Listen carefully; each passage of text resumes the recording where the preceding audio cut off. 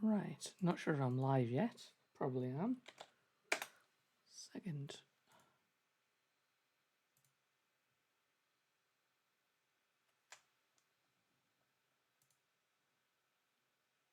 How's the audio?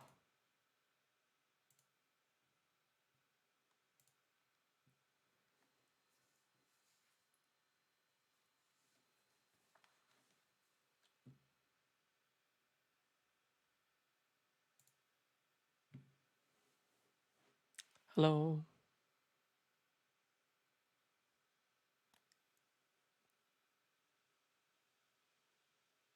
Okay, there's about 5 seconds delay. Hey, Rachel.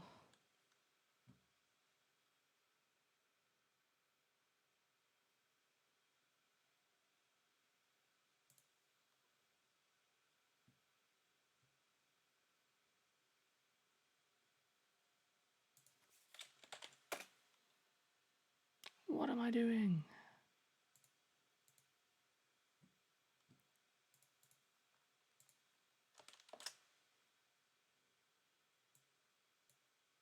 There's my chat. It's pretty good, pretty good. I'm not used to streaming. I've forgotten how to do it.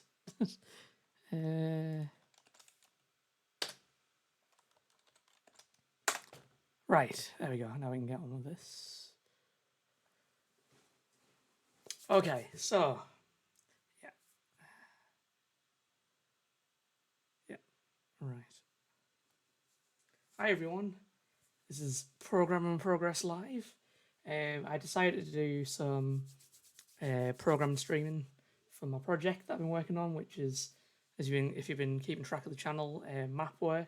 It's my web-based tile map editor that I started in 2013, and I've decided to resurrect from the dead because the main reason for that is because there's lots of things that have changed in the web development space, new technologies, new libraries, new ways of doing things, and I just want to like take all of that new stuff and use it to demonstrate how you can take old style code and give it like a new lease of life. So that's one of the aims of the project. I did a group stream with Musaida, Rachel, who's in the chat there, a couple of weekends back, and I started looking into adding Svelte, the front end framework Svelte, to MapWork. Previously, this whole thing was written in jQuery, or like it was like a normal static web page with some JavaScript and jQuery augmenting it. Everything was sort of dealt with using event listeners and event handlers. So if you've ever written a jQuery app, like an old school jQuery app, there's a lot of this, a lot of listen for click, listen for some kind of event, and then act on it. And what you end up getting with this kind of situation is you get a lot of functions, a lot of listeners, and a monolithic kind of situation. Essentially, you have a place for UI, which is your index.html, and then you have a place for all of your events, and it just becomes this like minefield of, well, yeah, I mean, this is like nearly 2,000 lines long of just jQuery code, just doing things like listening for a click, and then, oh, clicks happened. Let's say click has happened in, we'll just go skip this for a second. Let's say click has happened in the layers screen. Oh, okay. Let's add a layer. Now that seems pretty simple, right? We have a list of layers and we want to add to the list of layers. Like in your head conceptually, that's we have one item in a list and we want to add another item to that list. Now, that sounds super simple, but back in the old days of jQuery, what you would do is you would have an event handler or an event listener, which would then go, okay, the command for add a layer has been fired. Now we need to go to the go through the process of, let's try and find actually add a layer. Yeah, rename layer. So it'll probably be create layer. No, add layer. Yeah, that's not what I want. Try and find it. Also, is my sound okay? Please tell me if you can't hear me.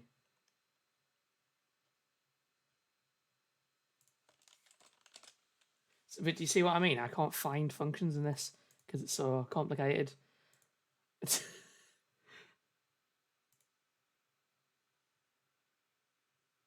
looks like it might be it. Build property table. Nope. Select label. You have all these build functions to create DOM and add it to the rest of the DOM. Okay. Add layer. Yep. In fact, this just demonstrates why I'm doing this. Thanks, Rachel. Much appreciated. This completely illustrates why this needs to be done. I can't find the function to add a layer. I have to guess the names to try and figure it out. It's absolutely ridiculous. Like, in this day and age, nobody would stand for this. It's just no way to manage a code base. Maybe it's like create new layer. Hey, layer, create new layer.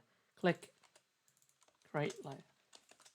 So yeah, so we've got this handler here, which fires every time I hit that plus button here, which at the minute is broken.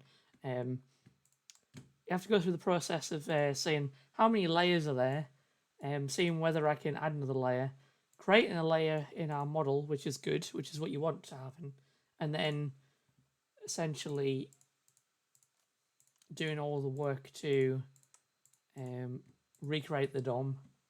So here we've got, yeah, getting all the layers and then going, okay, can we add another layer? Have we hit the layer limit? And the answer is, in this case, no. So then we create a new layer object, and then create a blank layer, set its Z position based on where it is in the list, because everything's based on where it occurs in the list. So I can only have up to 5 layers. That was the limitation I put in to make this thing a little crash proof in a demo I was doing.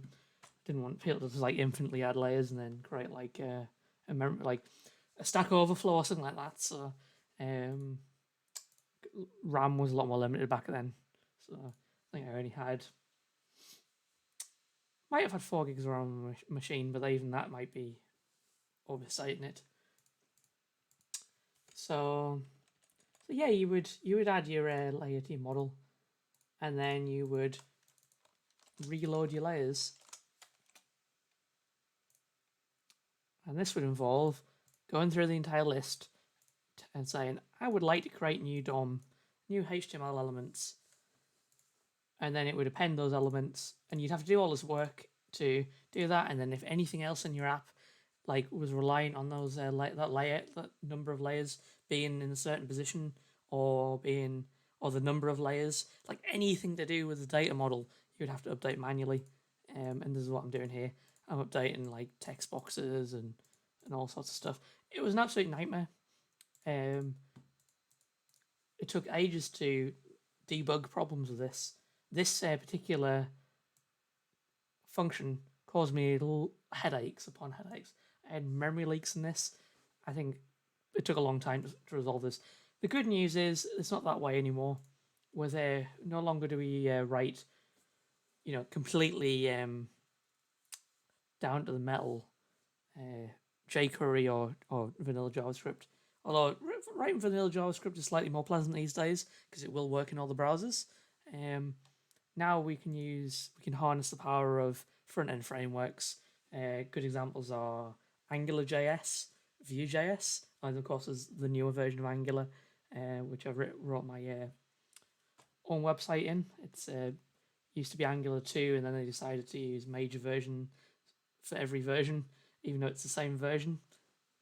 I can't explain that logic, but now you got like Angular 2 through 9 or something. They're all essentially the same, just updates. Indeed, bad function, very bad function. But yeah, with you got your AngularJS, which is the older version, which I use at work, Vue.js, React, of course, and the one that I'm going to be looking at today and working on is Svelte. Svelte is a relatively new front-end library made by a man called Rich Harris.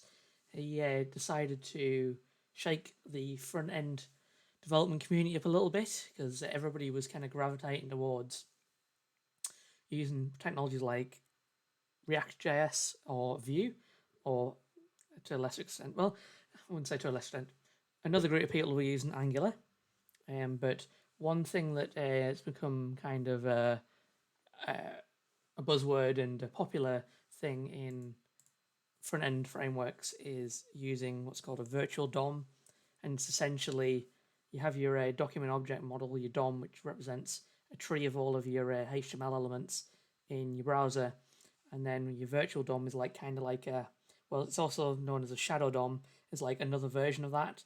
And whenever a change happens in your React code or your Vue code, essentially it does like a diff on your virtual DOM, like your changes.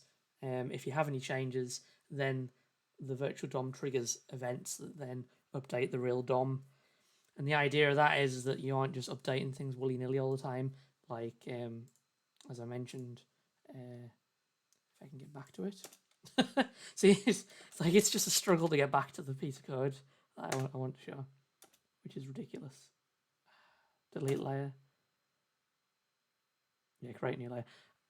I'm not going to go back to this again. Yeah, so if you would, for example, load layers from model. Let's go to that.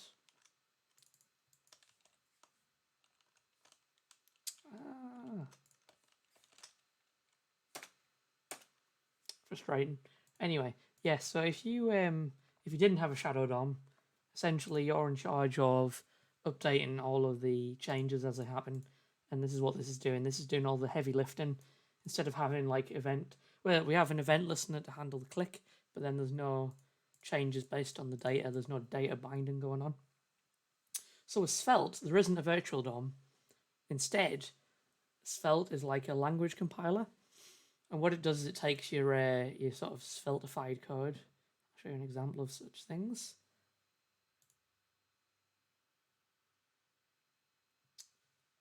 That is not a good example because there's no code in it. That's a better example. That's an even better example. Okay, so what it does is it takes your Sveltified code. So this is a Svelte file, and it contains styles, HTML, and script. Essentially, the idea of it is that you're able to keep this all in one file because it's so specific to that, to like a particular component on the page, that you don't really need to worry about complexity that much. If things start to get complex, then you would put them in their own classes, their own ES6 classes, or in their own, like you would call them services in Angular, but basically helper functions, sometimes singleton functions, or shared functions. You could also create instances of things, and in Svelte and Vue, you can use a thing called stores, which allow you to store global state in a manner that lets you like access it in a not quite a global way, but in a scoped way, but quite a broadly scoped way. So what we have here is our Svelte file, and it contains, like I said, HTML, script, and if this had any styles, it would contain a block of CSS or Sass. Sass being a nicer version of CSS, which is pre-processed and turned into CSS. So yeah, so instead of having a shadow DOM, as I mentioned before, what we have is some ES6 code, some JavaScript, and we have some HTML. And essentially, we had our event listeners on, which you can do in vanilla JavaScript as well. So these were kind of, in my experience of doing jQuery, were a little out of fashion in the jQuery days. We like to do things less declaratively and more kind of the word I'm looking for. I know what it is. Imperatively. We try to do everything more imperatively and in functions. But now the paradigm shifted, and now we like to do things more declaratively again, which I'm very glad at because it makes it easier to compartmentalize units of code of UI. Yeah, the idea being that, you know, parts of code should only know about parts of HTML that is actually used in that code domain, and anything else should be like broadcasted out as events or the like. So we have our click handlers here. In Svelte, we use a colon to denote events. So we say on colon and then the event. And these can be DOM events like click, but we can also create our own ones, which I'll demonstrate shortly. And then we have our event handlers, and they're just written as plain JavaScript functions. Yeah, so instead of having those event handlers in one big file, we kind of restrict them to a Svelte file where they're actually defined, or the HTML is defined. And instead of adding DOM manually, we manage variables and data, and based on changes to that data, we update the UI. So let's have a run through the work that I've done. Oh, but let's look at chat as well. So Rachel is saying, I wish CSS were updated to have the variables and stuff like Sass. I think I've used less. Yeah. Yes, so less was popular a few years ago. It's very similar to Sass, but it did kind of fall out of fashion. I found in the last couple of years, Sass is very similar. It allows nested CSS and the use of CSS variables. Let's see if I have an example of that before I go on to other stuff. Here we go.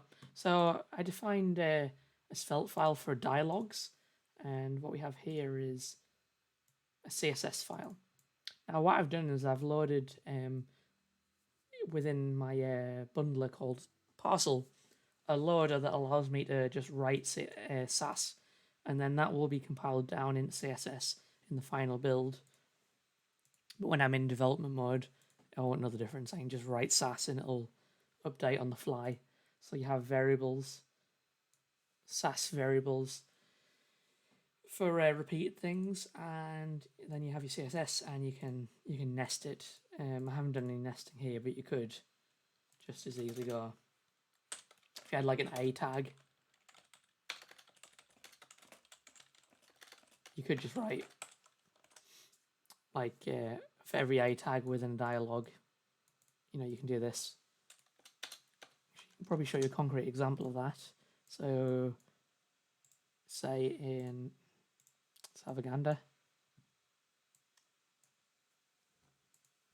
So we have a slot of dialogue title. Okay, so inside dialogue title is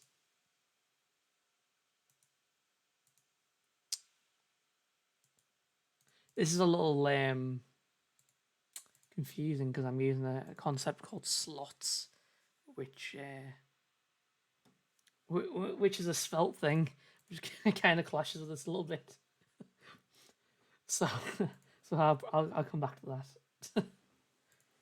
So essentially, what I've tried to do is I'm going through. I've got some like decent code that I don't really want to just throw in the bin with this project. I wrote some pretty okay rendering code in my project that uses the canvas, HTML canvas, and this is really quite separate from the DOM, like kind of the HTML. In this, it runs kind of independently. Essentially, the DOM, the UI in this controls all the actions that happen on this canvas, but you could very easily remove this canvas and write a new controller for it. But what I'm trying to do instead is instead of writing a brand new app from scratch and then dropping in this canvas, what I thought would be a valuable experience, firstly from a personal working on legacy code kind of point of view, because I do quite a lot of updating legacy code at work, so I've developed an interest in doing this, kind of developing legacy code into, like turning it into, modern code. It's a good learning experience. It's a good thing to demonstrate on a stream. And also, it just means as well that we can look at each kind of unit of code and like see it gradually turn into something new and exciting. So that's kind of my reasoning behind that, rather than just kind of throwing the whole thing out, saving the canvas, and then starting from there. Oh, okay, so we've got chat here. Emotion for theming. I've never heard of emotion. I've looked that up. So yeah, we have our Svelte component, and yeah, so what we're essentially trying to do is turn our monolith into something that's a series of components that are easy to manage in isolation. Speaking of isolation, it's been basically a month tomorrow since I've been stuck indoors. I've literally not been out for an entire month. I have asthma. I decided to isolate myself nice and early. So, yep. I hope everybody's doing well. Being stuck indoors, if that's the case, where you are in your various countries that everyone lives in. Stay strong and stay well and stay inside. Anyway, distraction. Right, so essentially, this is my app.svelte. Now, this is not where I want to be with my app.svelte. This is just full of HTML. What I've essentially done is taken my index.html file, which a long time ago was an ASP.NET MVC project, and this was like a index.aspx file, which had a load of like domain specific stuff in C#, right, Razor syntax stuff. So the first part of this migration that I did a long time ago was picked out all the Razor, turned into a pure HTML project, and like now I've taken that pure HTML and now I'm gradually turning it into something that has domain specific code in again, Svelte code, which sounds like a bad thing, but is actually a good thing because compartmentalization. You didn't have any kind of concept of, not a very strong concept of components in ASP.NET MVC. Maybe you did. But let's not distract ourselves from that. I started contradicting myself. But this is where we are now. So, yeah. So what I've done is, for kind of convenience, I've taken all the HTML in the index.html and I've dropped it into my app.svelte. And then what I'm doing now is I'm just progressively taking each part of this HTML and turning it into components, just bit by bit. So where I started with this, so these elements here are actually Svelte elements. I just did that as an experiment in. See, it's just HTML when it's compiled, but these are actually Svelte elements. I did this because I want to start with something small to prove a concept. So during the co-working stream that me and Rachel did, who I believe is on now in the chat, I decided to try and learn how to create a Svelte component. So I just started with the smallest thing that I could think of, and that was a menu item. So what I did here was I created a menu item component, and I just took all of the HTML that represented this and dropped it into here as a dialog. That's the wrong file. Close my folder, that's why. So I dropped it into here, and it's just a div with some props. And then what we can do in Svelte is, through the use of props, we can tell the outside world, i.e. the rest of the project, or at least its parent tag, that we would like to have an action fed into the menu item. And then when we have that, the way we do that is we can export it using the export keyword. So we're exporting our variable out to other things above this in the structure, the HTML structure, and then we can use them as HTML attributes. So what I'm doing here is I'm calling my title in the DOM if I hover over this, whatever thing I pass in, and then also giving it that ID as well. The reason why I'm doing that for the ID is because there are lots of CSS that I wrote in my old project that was based on ID selectors. So eventually what I'll do is I'll move that CSS out of using an ID selector and into something more sensible like a class selector. So at the minute we're using ribbon item, which is a more generic class selector. And then what I'm also doing is I'm handling a click, which is, you know, this action here. So when that happens, it handles the click. And what you can see here is it's dispatching whatever action is passed in, and that action is create item. So when we do that, what we've done there is created an event dispatcher, and when we dispatch the event, it bubbles up to the parent element, but it only goes up to the parent, the direct parent. So what we can do there is we look at our app.svelte. This will eventually be in like a menu group, and it'll be a menu group specific for these actions here. I think these are what I would call the primary actions of the app. So that's create project or create item, build item, which is to trigger the palette and all the other actions you can do to a map when it's been created, and then publish. Publish isn't working at the moment, it's just kind of a dummy. It did actually work at one point, but I disabled it for the demo that I did. I will be bringing that functionality back in the next project that I'm doing. So I'm doing my modernization project, which is just take everything as it is and migrate it into more modern frameworks and libraries. And I'm at the last stage of that. So things I wanted to update were build system, deployment, as in like continuous deployment, like give it continuous deployment, continuous integration.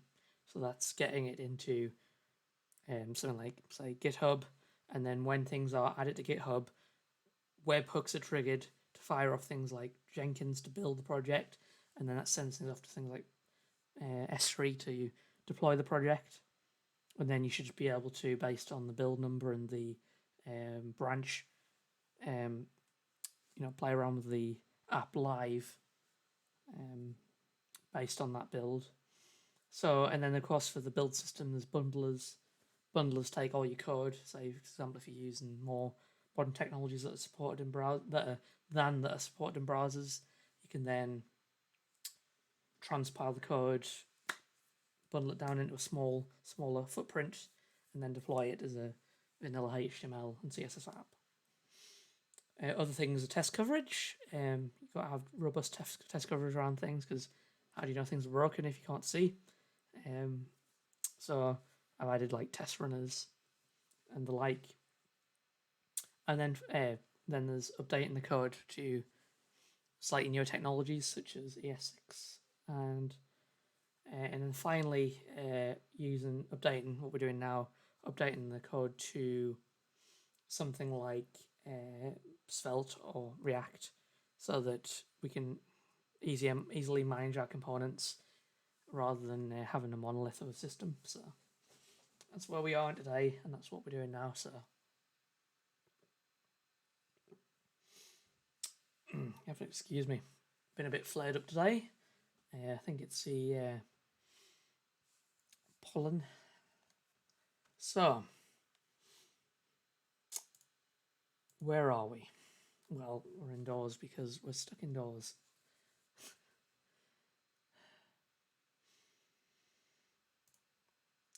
Okay, so let's try and remember where we were again. Oh, yeah, so we were firing our events up, our actions. Yep, so passing the name of our actions into our menu items. And then what I've done is I've created a custom event in Svelte. And in Svelte, what you can do is you can say on some kind of an action, which you can see matches the action we've passed in. We can add handlers. So then go to handle create project, which is at the top here. What I've done is I've changed the state of some data that we have here. And because we're using a modern front-end library, instead of having all these like handlers in one file, we can now data bind, and the app can update based on changes in data. So if this setup stage changes from blank string to create project, what happens there is we have in our template a wizard called, which is represented as a Svelte component, and what looks like HTML element, but obviously is compiled down differently, is here. We have our little if block. Because that setup stage changed from a blank string to something else, we can now see our wizard. And what we do is we pass in our wizard setup stage, and there's shorthand being used here. So this is an attribute, or a prop as they call it, because it's dynamic. This prop is passed into the component, but instead of saying setup stage equals setup stage, you can just type setup stage with braces around it. And here we have further events. So when things change inside this component, we tell the parent to do things. So if somebody cancels out the wizard, then set the setup stage back to blank. If somebody changes a step or advances in the wizard, we have a handler for that. You see here we're just changing the step to whatever's been passed in, or whatever comes out from the event.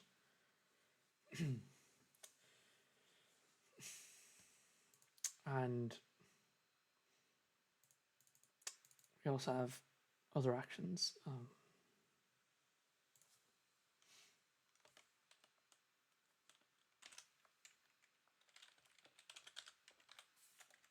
We also have a wizard completion. And here, when we complete our wizard, we can then update our data model. So at the minute, what we're doing is there's a bit of a trade-off between the new Svelte code and our legacy code. Essentially, I don't want to just rip the whole thing apart, so I'm still making calls to our kind of, it used to be called the editor view controller. I'm just kind of calling it the editor instance at the moment. It's essentially a huge view controller, because I did have kind of the mind to do a little bit of an MVC, model view controller, back in the day, but I didn't really know that much about it, and you know, the tools weren't really in place to do this in a kind of organized, kind of opinionated way. So what I've done here is I'm just making existing calls to the editor instance, the editor controller, which I will show you momentarily. But if we just go back to components for a second, to our create project wizard, this corresponds to a component that's been written. So here you can see it's just the same layout. We've got our code up here, all of our imports, all of our handlers, and everything we want to export as well. We export the setup stage. Just trying to think, is that relevant anymore? We don't need to export that anymore. That's already, that gets propagated up by events. So just ignore that. But yeah, so we have the same kind of setup here where we're just saying if we're in the stage create project, which is this new map dialog stage, we show the name map step component. If we're in the set map dimension stage, then we show the set map dimensions step. So let's have a look at those.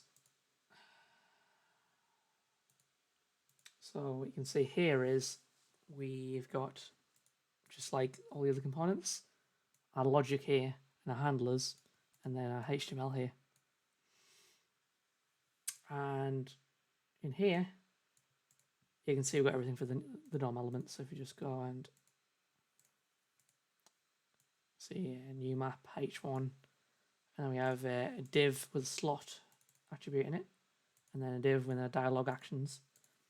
And what we're doing here is we're doing kind of a sort of a templating, or in Svelte, what we can do is create a thing called slot, and it allows you to specify regions in a component, and sort of back in AngularJS they would call it transcluding. And essentially, what it means is taking some kind of an element and then providing places to put other elements from a like a parent element. So what I've done is created this name map step component, and what that has inside of it is a dialog component, and all we have to do here is just in, no particular order, we can put our slots, and we have a slot for the title, which is here, a slot for anything that goes in between, and a slot for the actions. So you can put literally anything here.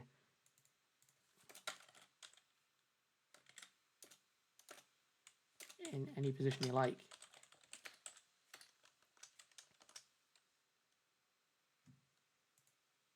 So that's just appear there now. I can put that in the actions, and it essentially gives control, like kind of allows you to. It's a word that we always use in programming that I know, and I should know off the top of my heart. It's literally everybody uses it all the time. And I know it, but I don't know it because I'm. Oh, encapsulate. It allows you to encapsulate logic and styles and everything really into components. So what's happening here is my child component there allows the dialog component to define a bunch of rules, and anything that gets passed into here has to abide by those rules. So it allows us to reuse that functionality without it being completely hard-coded. So we're in our dialog step here. We can specify values to insert into the dialog, but this dialog has to play by some of the rules that are defined by the dialog component. And as you can see here, we have a set of styles for a dialog, and now every dialog has to have these styles. It's all uniform across the app. The benefit of that is that you don't have to change styles everywhere in the app, and you don't have to use overly globalized styles. So you're getting the benefit of using like widespread global styles without the downsides, which is you may need to contradict those styles in certain circumstances, and you don't have to look through like some global style file. You can just go to your components styles. So all of these styles are isolated as well. They will not go down or up through the tree of elements if there's another component inside there. You get like it's all kind of compartmentalized. So yeah, I'm defining what can go into a dialog overlay here. I haven't implemented a click event on it yet, but essentially it stops the rest of the UI from being accessible while dealing with this dialog. And then we have a dialog, which is just the main class here. And I've used, had to use a mixture of SAS variables and also CSS variables. In CSS, they've actually introduced some kind of concept of a variable into CSS, but it's a very new modern thing to do. It's a very new a new idiom in CSS, and I've had to do that because I want to have dynamically sized dialogues. So what I do is I pass in that value as a prop in Svelte, and then I use that in the CSS. And what that does is it allows us to specify a size of a dialogue, but then also allows us to set a centering position for the dialogue, so it's always in the center of the screen no matter what the size of the screen is. So if you have like crazy dimensions here, it's still in the middle. make it really tall. It's always in the middle. So as a benefit of that, yeah, that makes that very easy to manage.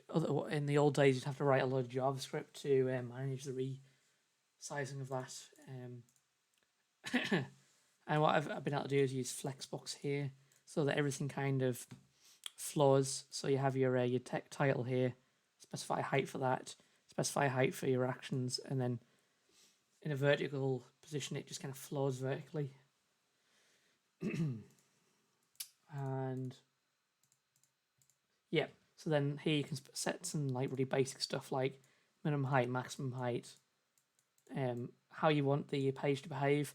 So what I've said is these elements, they should be a fixed height, or at least a range of heights. And then this in the middle here can expand to whatever height it wants to be, and the user gets to control anything else going onwards from that, as long as it stays within the confines of the menu. And like, yeah, it can just do anything it wants here. So, and then here's the HTML for this. As you can see, it's very, very basic. It's great. All the complexity has been shared essentially. Instead of having this monolith of files, this monolith of HTML in one file, you can now provide slots that can be used in other components and then fed into this. So that's what you got with that. All right, I'm just going to take a very quick break, so I'll be back momentarily. Enjoy. I don't have any interstitials.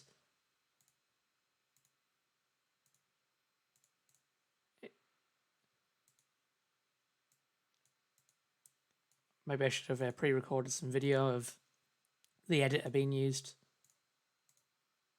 But look, functionality.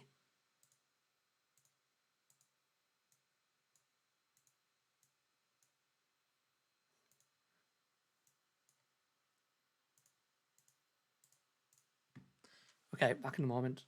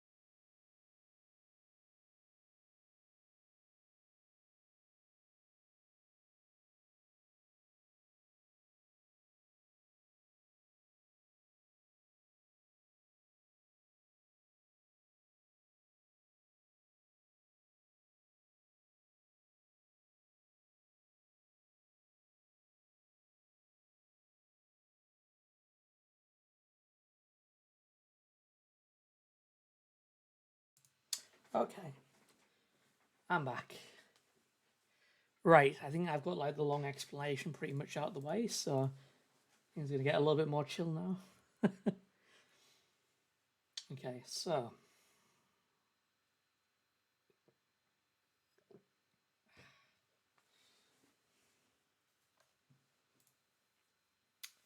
what am I gonna do? So yeah, that's kind of like the sort of roundup of Svelte. Some other fun things about, a bit quirky but good things about it are, try and find a really good bit of code to explain. Here we go. One thing I really like about it is you can bind data to, like, changes of data to elements. For example, so in the old days, if I wanted to have like a dialogue here, right, and I wanted to validate stuff that was in here, you'd have kind of like two choices. One would be don't validate anything until the user hits the next button or like the confirm button. Hey, good to have you here. Cute little cow. All viewers are appreciated. Yeah, I keep forgetting that I have an audience. I'm not used to this at all. Yeah, validation. Yeah, sorry. Hello. Hey, Rachel. It's one of the advantages of pre-recorded videos. You don't have an audience, so anyway, you just kind of power through it. Anyway, be glad to have yous. But yeah, in the old days of validation, you had one or two choices. One is you could let the user enter all that information incorrectly, and then they'd hit a button and then do the validation, and it would say, no, this is all wrong. The other way you could do it is you could listen to every change that they made, like as they were making changes to each element, and then just nag them and go, invalid element. Still kind of the case, but now you can use data binding to do that. And in Svelte, I find that particularly intuitive. At first, I was like tearing my hair out to try and get this to work because having used AngularJS, they use a thing called, so everything in AngularJS has the prefix ng dash in the attributes. So I was trying to like do like the same kind of style as an ng disabled, which would be you put like ng disabled equals, and then you would specify the name of a function, and then in your code, which would be in a separate file, a controller file, you would like specify a function and act on it like that.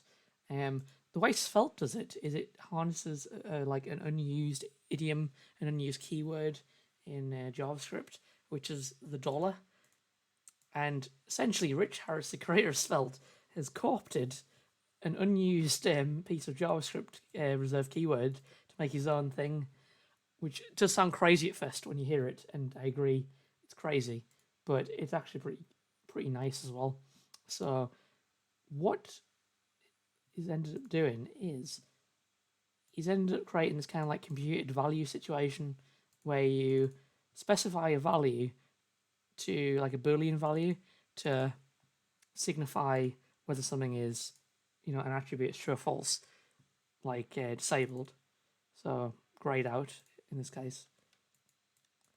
And then defined it as a value that needs to update each time any of these values change. So this is actually the wrong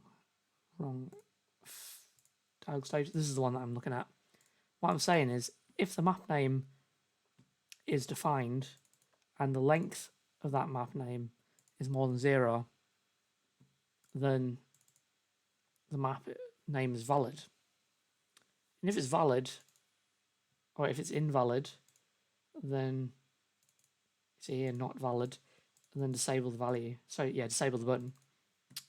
Otherwise, it's enabled, and then I should be able to use the click event. So now that I've got that, I can let's just type something in. Something. By the way, these values mean nothing at the moment, but they will when I have export working again. So when we're hitting next here, what we're actually doing is saying that we want to confirm that we want to create the project, and then we dispatch our step completed event up to here. And when steps completed, let's go in here. And then what we're doing is passing the next step here, which will then bubble up to the app container, up to here.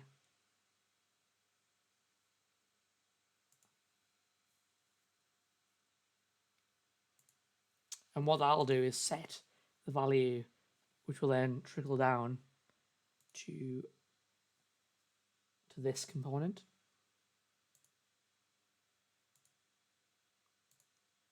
So then we get this, and we have the same kind of validation here. You're like, no letters, please. No blank values, but no negative values. Only positive ones. Only positive values. Only accept positive values and positive vibes here. So yeah, same kind of thing. We're just measuring to make sure the values are more than 0, and if they are, then the whole thing's valid. You can get rid of that function though. See, that was when I was trying to get this to work in a more AngularJS way. So I do need to clean up a little bit this code. That's the correct bit. I could actually use this function here, I think, as well. I could like say valid equals is invalid or not is invalid, but that's just convoluting things. So yeah, once that is complete, then what we do is dispatch a wizard completed event, and we pass some values up. So we just define those two values, tiles across and tiles down. I've just hard-coded those for now, and we passed in the name that we just got from the previous step. That all gets propagated up, and the way that gets propagated up is we just define them on the component, and then once we've done that, it bubbles up to here, and then that just gets sent to here. It removes the dialog by removing the setup stage, and then it goes and creates a new map. So if we go into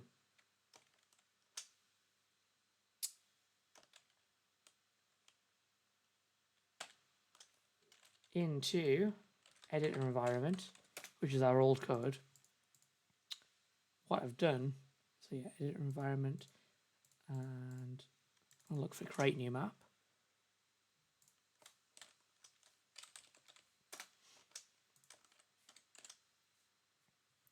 What I did is I took an old function which used to hit a lot of DOM elements, and I made a duplicate version of it which didn't hit DOM elements, or try to minimize that. So I parameterized all the values that were being changed based on the old function. The old function used to go, okay, I need map name. I must take this from an input element on the page. Okay, I need tile width, tile height, tiles across, tiles down. I must take them from the page using JQuery. So what I did is I took all that code, parameterized it, put it into this function here, and now all of those are arguments. They get passed into this function. And then what we do here is we create a data model to represent a map. We create a blank model. We set the selected layer to the top layer. There's only one layer at the moment anyway when you create a new map. Set a camera up. So if this was a bigger map or the screen was smaller, you'd want to be able to navigate around it and not draw that part of the map and waste GPU and CPU cycles. So we have a camera that culls all that, and we set that up. We still have to manipulate DOM here. But what I would like to do there maybe is kind of make that a function of the canvas itself rather than... Oh, no, actually. Yeah, it's kind of a weird one. The canvas can't manage its own DOM element there. So really what we want to get to is...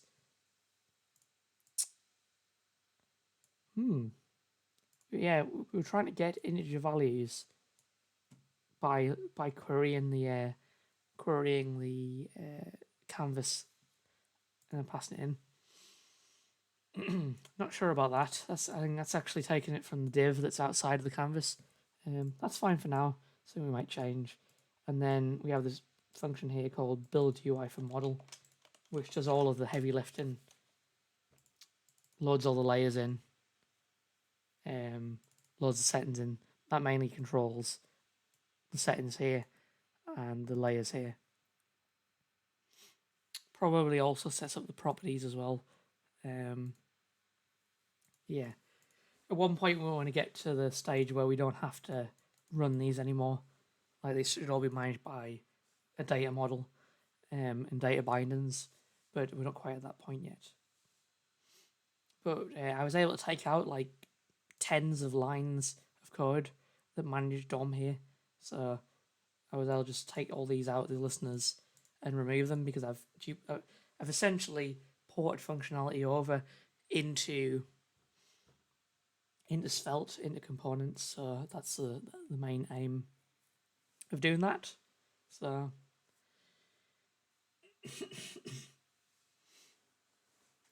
so what does that leave us with? That leaves us with more tasks to do. What do we want to port over today?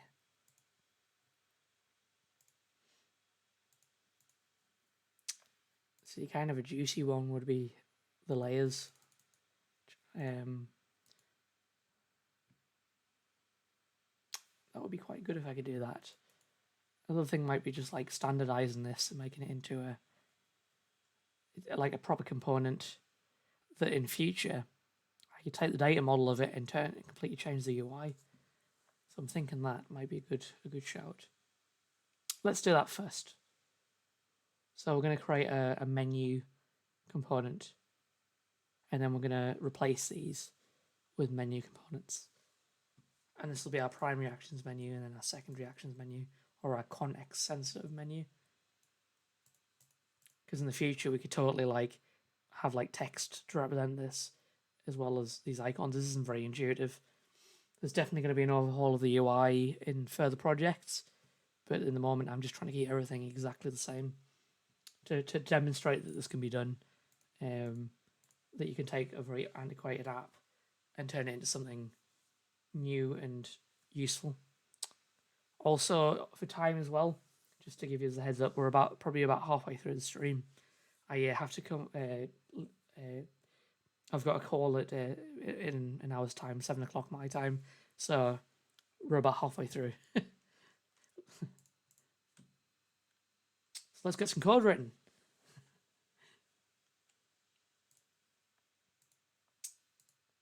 Okay, so at the minute we have menu items, and we have a container for that. Item container. That's a terrible name for it. Left bar. So I'm thinking probably what we want to do. Firstly, let's comment this out. This is what... Oh, probably commented out the wrong place. At least it's quick. It tells you when you've made a mistake. It tells you quickly when Mike done goofed. Mike done goofs a lot.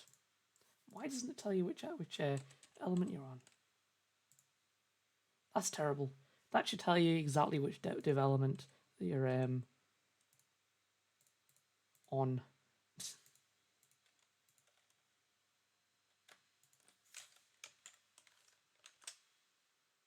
There we go. So that's now disappeared.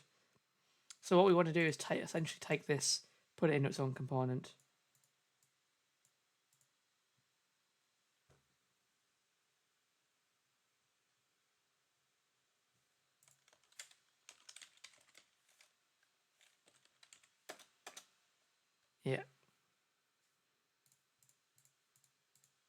So what we'll do is we will define, I'm kind of doing this the other way around, but you know, say la vie.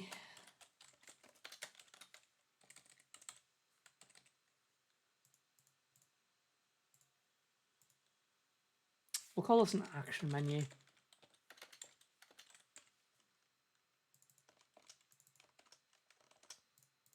And then what we can do is we can specify a set of actions to add to the model. So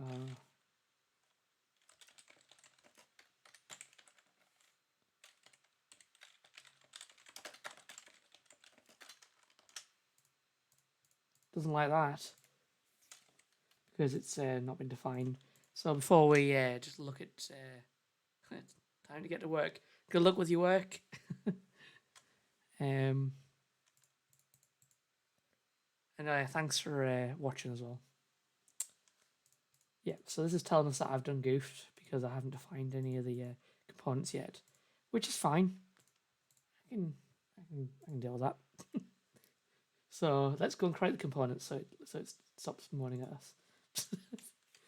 Action menu. Svelte. Like I have to say as well, it's so pleasant writing Svelte. It just feels right. You just like script tags, okay? Component. So we'll just create a div now. Just represent the thing on the page for now. And we know that we want to have an actions to export, so export let actions.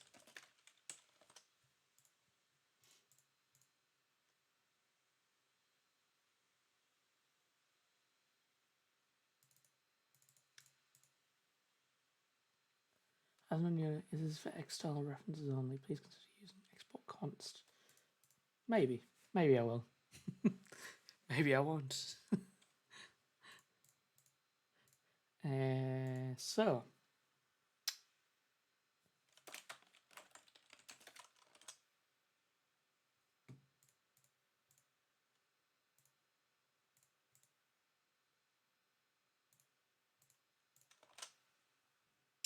action menu is not defined. Action menu.svelte. Oh, I got to import it. So then we got to import the component.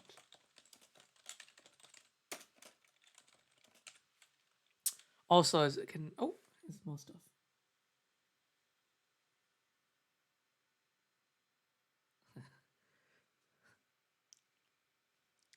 Keep fighting the good fight in programming. It's the thing to do. All the cool kids are doing it. Right. So yeah, we're going to import a component from menu, action menu. I actually don't think that you have to put .svelte in the import. Let's find out. So why is this a blank screen now? Something's going wrong. Primary actions are not defined.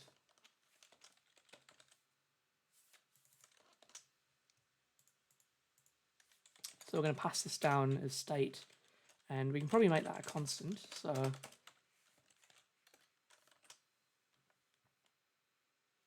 yep, there we go. There's a component.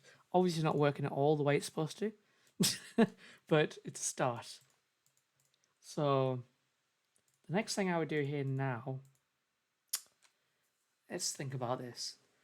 We want to position the menu item here. So what I would do is let's define a new class and let's use that instead of the old one that we're using there, because there's better ways of doing things now. I probably did all sorts of like pre-Flexbox bodges to get that to work the way I wanted it to. So let's make our lives easy. We'll take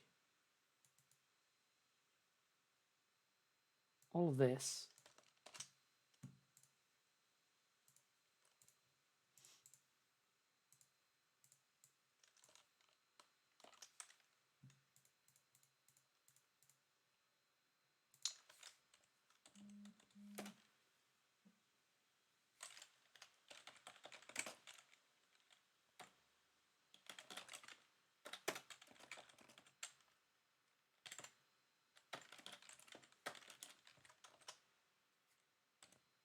Yeah, doesn't need the .svelte. Learn something new every day. Okay, so obviously we'd have to move all the event handlers up. Or we could pass them in as... Oh yeah, of course we pass them in. So on create item, it would be like... Yeah, we need to... Getting a bit ahead of myself first. So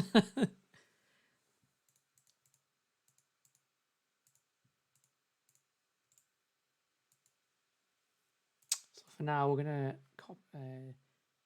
just comment those out for now. Because we're doing surgery here. Very delicate surgery. This is the way of upgrading legacy code. Things break.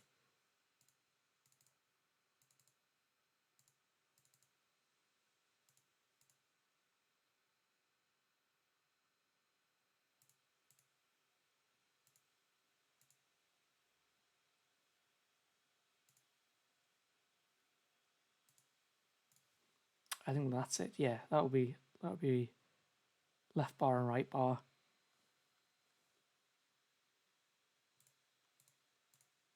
So we don't need that div. Also got to sort this format now. It's driving me crazy. Why is it not auto formatting?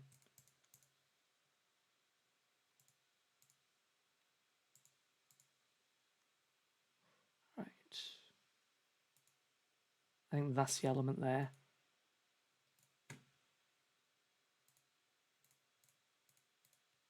So we've got our action menu and our actions. And at the minute there aren't any actions, that's fine. But the way it would work is we'd keep that div there. I think if I just move the action menu into here, we'd have something working. And we're going to reformat this because it looks horrible. Yeah, so we've got our menu back.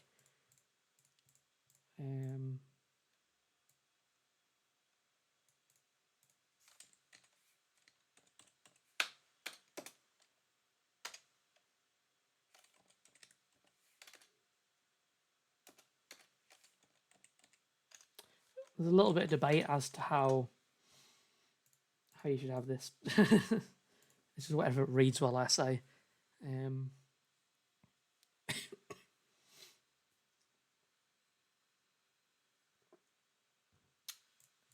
Okay, so now we have our action menu. We're passing in our primary actions. And what we can do now is define our actions here instead of in HTML. So our first action, we could say action dot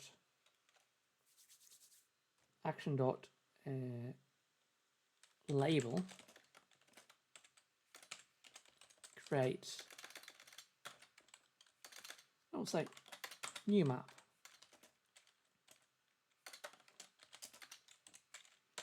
Or we give it an ID. And I think it was, oh, this is where I need to refer back to old code. So create item. So I'm trying to keep all the old IDs and stuff like that as similar as possible, because there's underlying code that I don't want to break yet. So that's why I'm going back to kind of the shoddy names. Yeah, and then we would want to have action handler. We could make that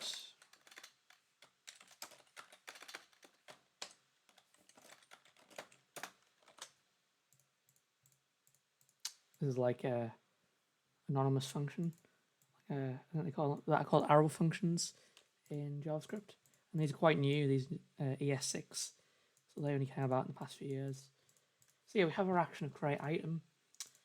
Full disclosure, there's a bit of magic that's going to go on here. That ID corresponds to a HTML ID and then some CSS setup. So that's why I'm using that ID. That will be changed eventually. I'll put something like icon URL or something here, and I'll manage it within the component.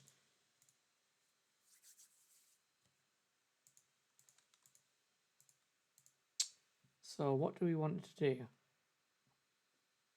want it to handle create project. So now we can deprecate that. I say deprecate, we can just get rid of it, and you know, it's not like we have to warn everybody of breaking changes. Okay, so that now, see the sort of the wonder of this, because we've propagated up that event. We can just change the state and the parent. So hopefully, now we have a primary action, we can map those actions to the component.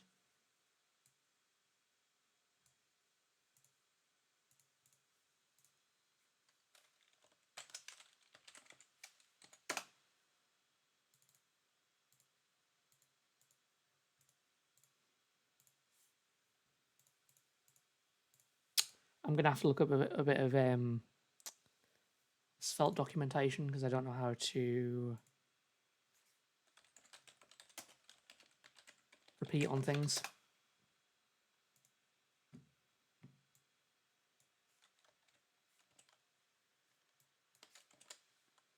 There we go, it's an each. So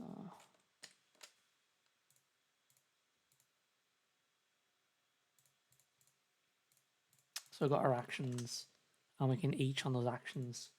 So what we're going to do,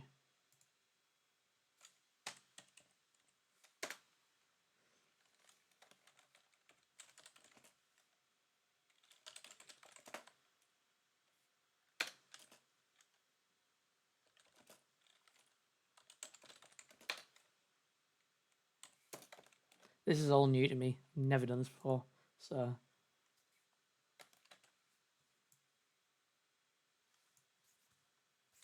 end each.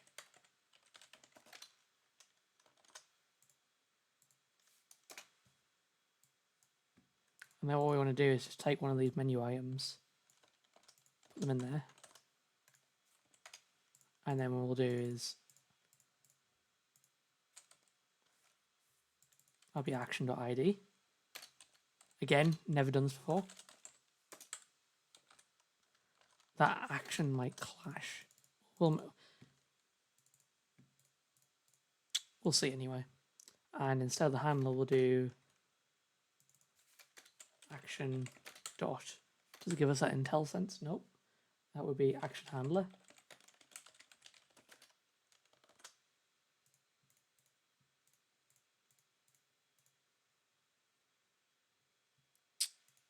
And I think what we'll do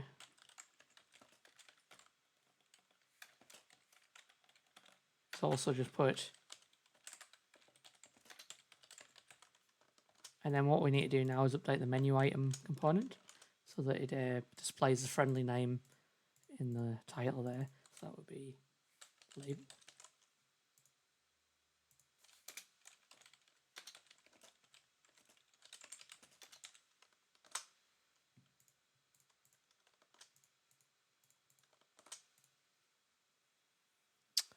So, let's see what we got. Show me what you got. Hey! Does it work? Let's see whether it works. It works! I'm very happy about that. You might have been able to tell. We've got some success. I like when things work. So as you can see now, we're basing this on a data model instead of the HTML. So before I delete that, I need to now emulate that. So these won't work properly because I haven't wired them in yet. So, but we'll put them there to represent them in the UI. But do you see the benefits of this? That instead of creating all this like repetitive HTML that it's really hard to sift through, we're now relying on data. And when that data changes, we can do things in the rest of the app based on that.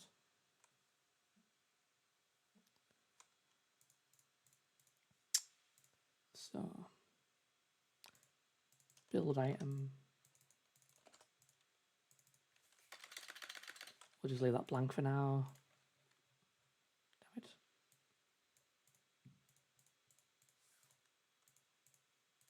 And then save item.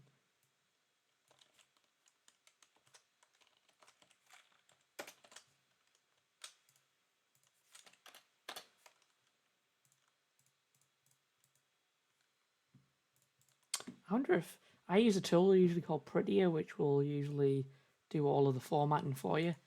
It doesn't seem to be working at the moment, so I'm not sure whether it's on. I just use that because it's just like a good conventions, and you don't have to think about indentation all the time. So this would be publish item. Oh, sorry, save item. Oh. Create, build, save, publish.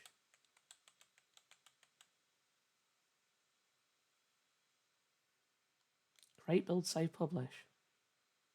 I thought I only had 3. Save is a button that I think I've hidden.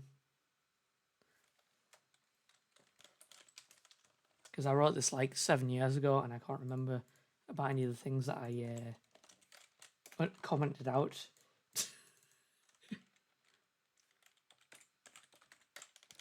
But I guess we'll bring it back and see what happens. All right, so that will be new map. This will be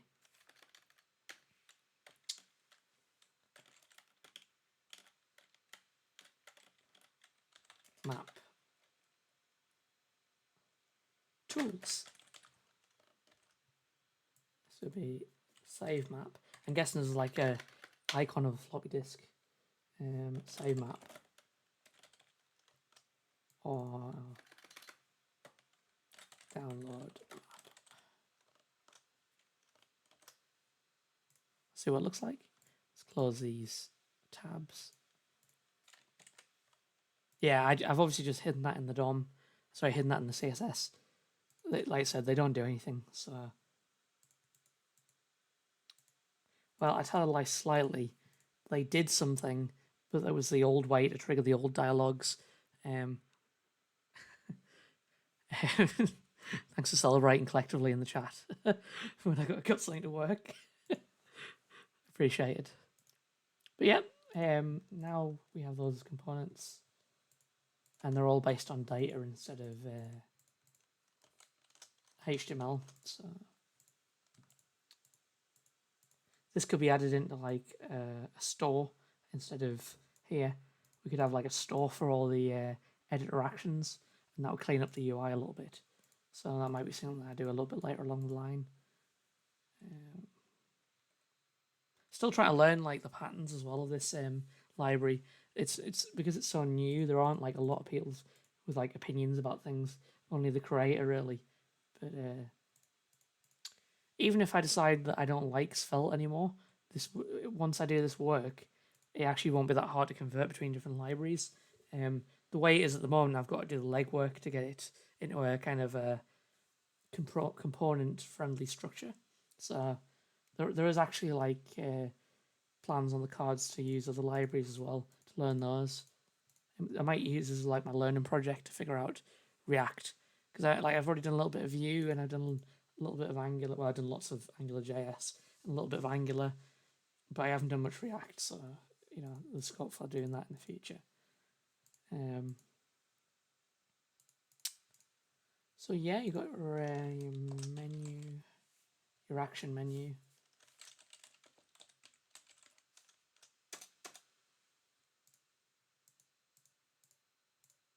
So yeah, instead of having that big clump of HTML, now we've got it as a component.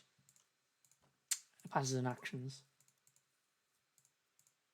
But yeah, we could, now that we've done that, we could start defining new actions for these. So I know for a fact that this doesn't trigger a dialogue. This just triggers these actions here. So we could plumb that in. Let's do that. Let's migrate some legacy code. Has anybody else gotten so excited about migrating legacy code? Just me? Oh, Windows. You know what? Use Mac at work. And I'm not like a massive lover of Windows or Mac, but the Windows system's better in Windows. It's easier to resize Windows. Problem is, I got this like chronic problem now where I treat everything whenever I want to hit the command key, but it's actually the control key in Windows. I just constantly hit the Windows key and end up doing Windows actions when I'm trying to use what would be control in Windows. It's very frustrating. So if you ever see the Windows menu pop up, it's because I've hit the wrong button constantly. Okay, so I've got like Apple, Mac, muscle memory, but now I've switched to a Windows machine at home. I'm hoping that I get rid of that problem. So, okay, so this also requires a little bit of investigation whenever I change anything here. So when I go into editor environment, I kind of need to find out how I triggered the menu on the right there.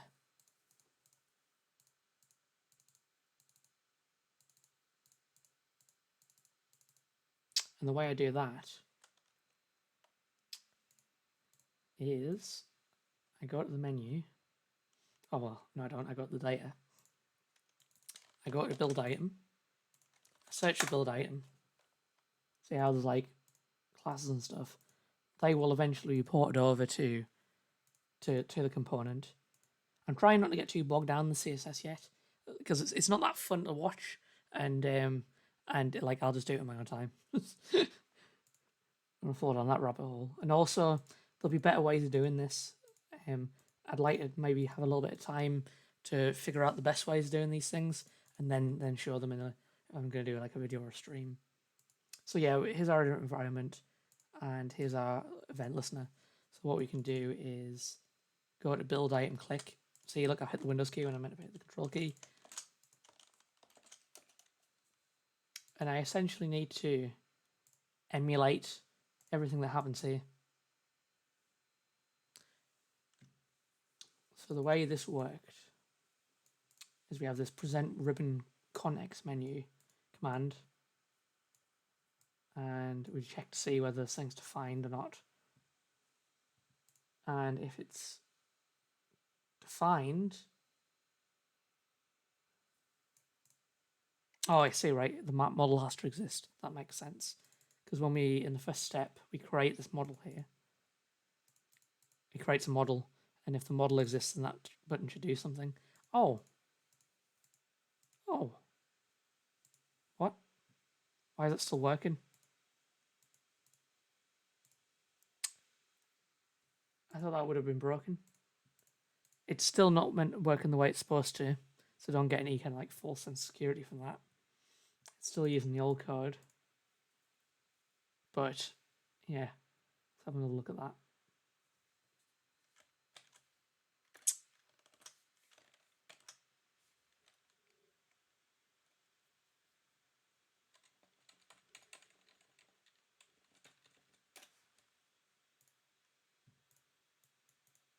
Menu item. We can get rid of that now.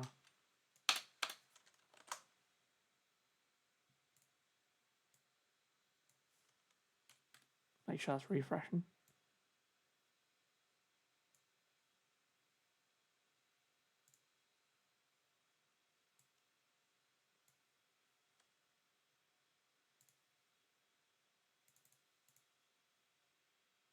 Breakpoints.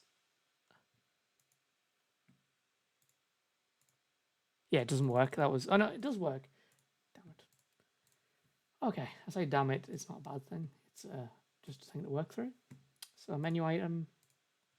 At the minute, we are still doing a handle on click there. Oh, I know what it is. I know what it is. We're still using an ID here. So the event handler's still going to work. Of course it is.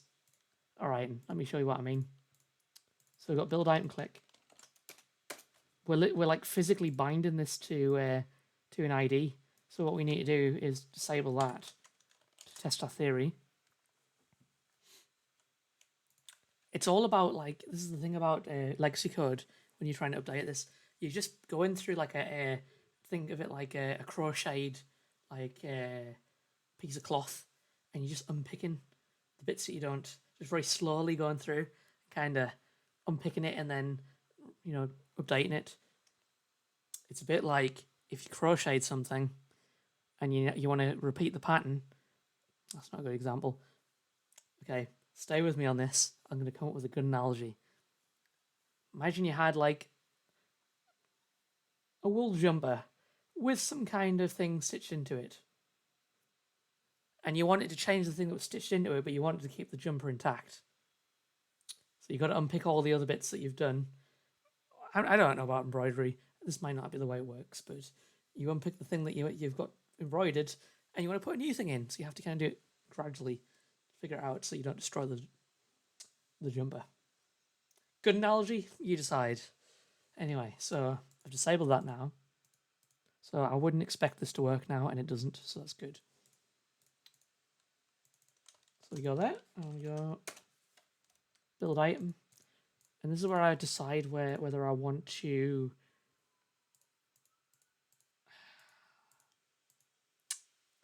how I want to approach this. Now this bit of code doesn't adjust any DOM, which is good. I know for a fact that the containing code does, but I'm okay with that for now, I think. So what I'm going to do,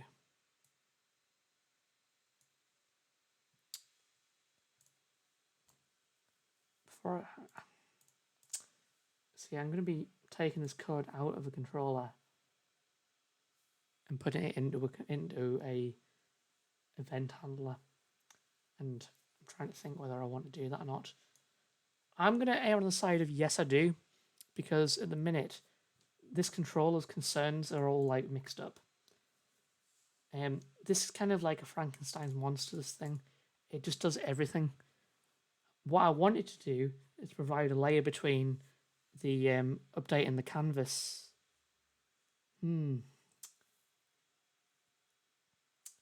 So I would like components to do as much as possible within their own domain. So what I mean by that is, if a button's for creating a project, it should be able to do project creating things. Yes, that's correct. I also don't want to do absolutely everything as well. But by the same token, this is an absolute like monolith nightmare. And I don't want this thing to do a lot of things as well. So I think I'm happy with taking this bit of code out and limiting what this does somewhat. Because then later I can come along and write services or like classes that will do these things in a more atomic way rather than in this like monolithic service thing. So yeah, I'm going to do that. I'm going to take this because I already have access to this instance. I'm going to get rid of this.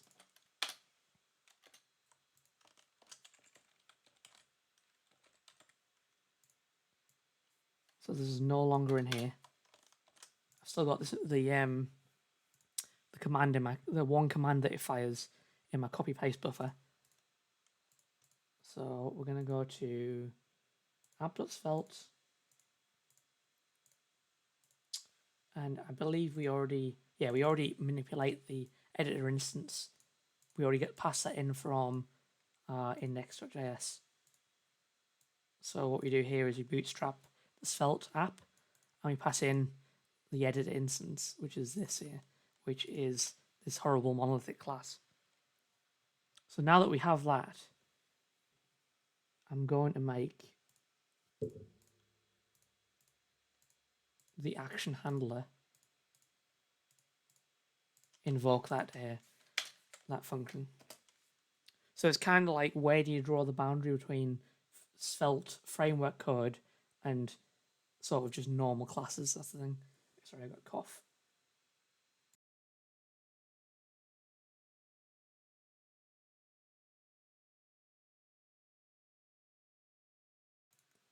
There we go. So, how are we going to handle that? Well, we're going to paste this in.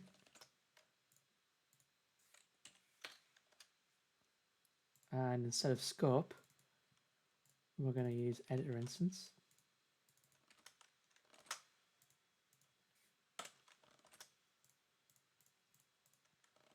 And like I said, what we're doing is we're just slowly taking all that responsibility out of the editor environment class and putting it into, using it as like triggers in each component. That way we can slowly eliminate the monster, which is the editor environment. At one point, it'll get to a point where there's no more DOM manipulation being done. Everything's based on data, and everything will be lovely. We're not there yet. So present ribbon context menu. We're treating the editor environment now more like an API, like an external library. It's like a hand-rolled library, which is kind of decoupled from the app itself, just like we treat the canvas. I've essentially wrapped the canvas in its own class, and I fire commands to it and get data out of it. And that's what I'm trying to do with the editor environment, but I'm trying to minimize the importance of the editor environment. So that's what I'm trying to do there, just separate all the responsibilities out, as they tell you. You know, it's good software architectural practice. So I click this, it's probably firing the command off, and it's probably not working. Let's try creating the map. Yeah, it hasn't worked. Let's find out why. It's probably not working because I've probably not done it right. Present ribbon. So one thing that's a little bit like, oh, that's Discord.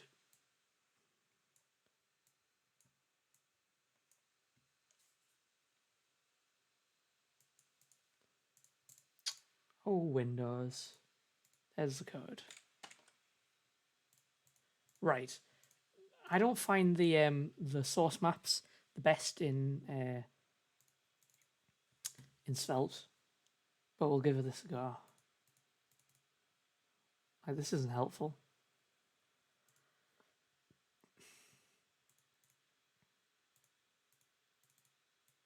This is the thing. You see, there's like the raw compiled code, and it just isn't helpful at all. It's a one part aspect of Svelte that I don't like. We'll put a debugger in there.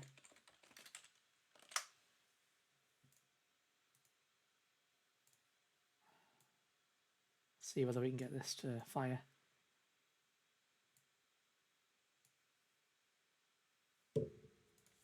So create one of these. Yep, that's fine. Build UI from model. Need to get rid of that debugger. That's not the one I just put in. And that isn't working. Let's find out why. So it isn't bound to a click action anymore from the DOM, but it should be bound to the action handler, as is this.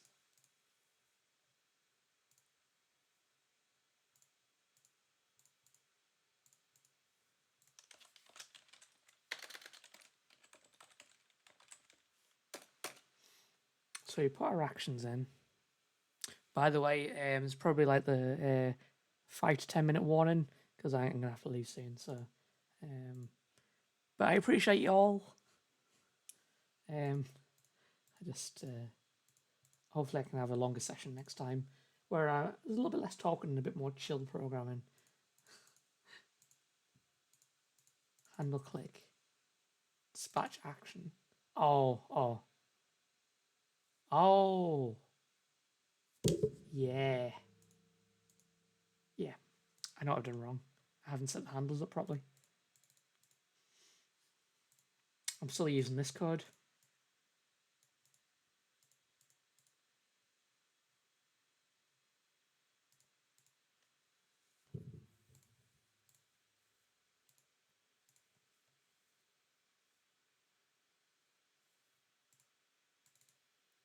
So action on create item.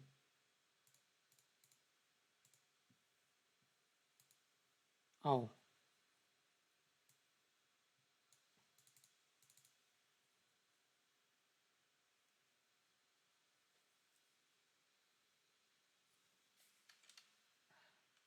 On create item. That's not right. Can you do those? Can you just sort of...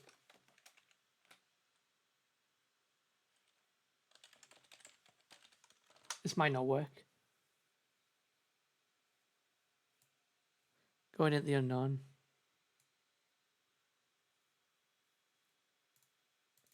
Nope, that's not valid. Ooh, I've hit a bit of a roadblock then. On.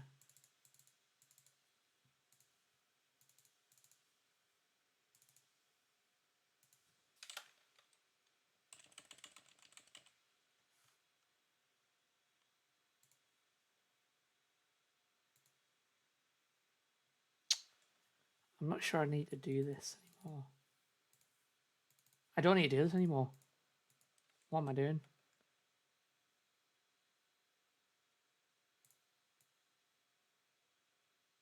Oh, come on, Visual Studio Code. Right, let's get rid of that. We don't need to do that anymore. And then we need to...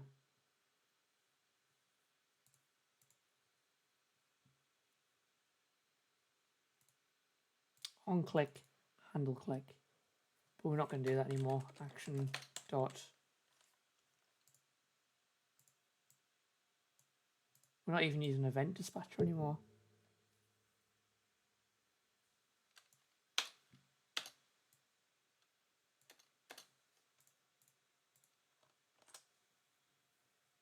It would be nice if we had more IntelliSense. Action handler.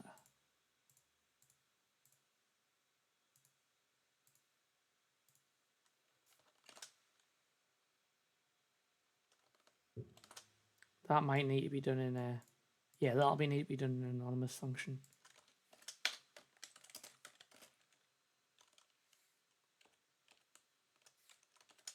Again, formatting is not very good in this. See, why I don't need a div. I don't need a div. Stop doing that, Visual Studio Code. This is Svelte.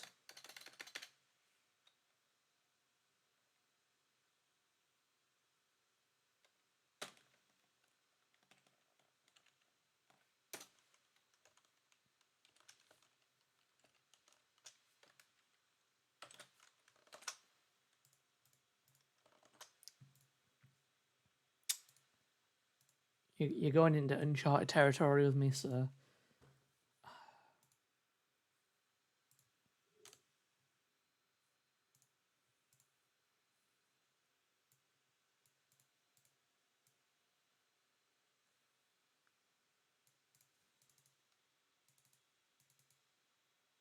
Export like action handler.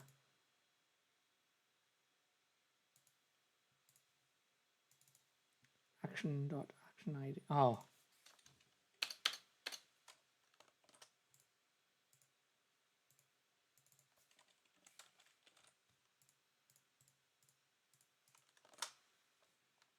I wasn't defining it as an object because I've kind of changed my approach. I was passing it as just a key. Oh, that's worked. So I think if I press that, that's going to work. Yes! Get in. So yeah, it should work. Yeah, it works.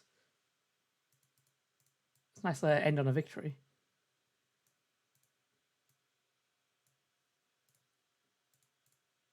Yep, that's great. So that works now. I think I've partially broken it though. I think if I hit this button, it's gonna, yep. So now we need to make sure that doesn't do that if there's no map model. So we need to make that depend on the project actually existing. So I'll do that and then we'll wrap up because I've got a call at 7. So their family. So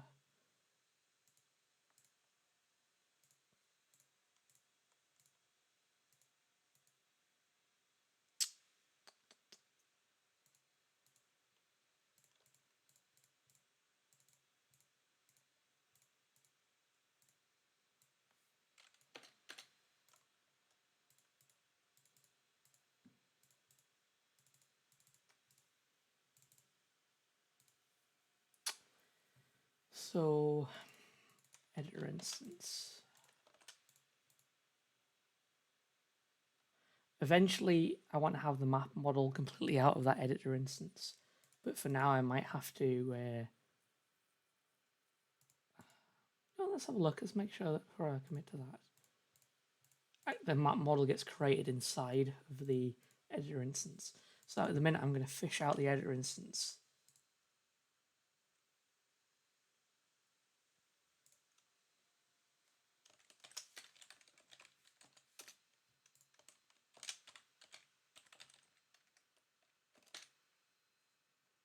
Oh, it's actually inside the render manager. Do I have access to the render manager?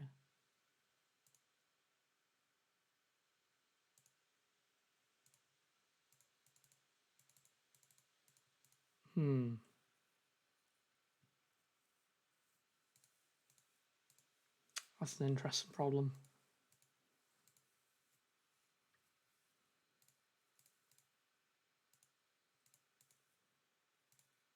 I don't really want to like entangle dependencies again. This is where it would be useful to have the map as a in a store as a like a not quite a global instance, but a accessible variable.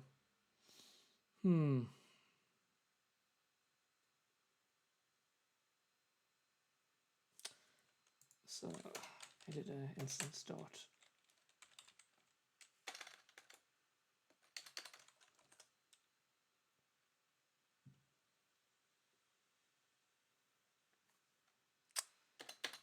Okay, I'll tell you what, I'm gonna wrap it up here. Tune in next time when I try and put the map model into store, and then that way I don't have to write horrible, really horribly, almost cyclically dependent code to get this to work. It's been good fun. I'm going to try and work on the format a little bit, make it a little bit more interesting, all those types of things. But hopefully it's been a good laugh to watch anyway. So I'll see you next time. Have a good day, everyone. Stay inside and stay safe. Okay, bye for now.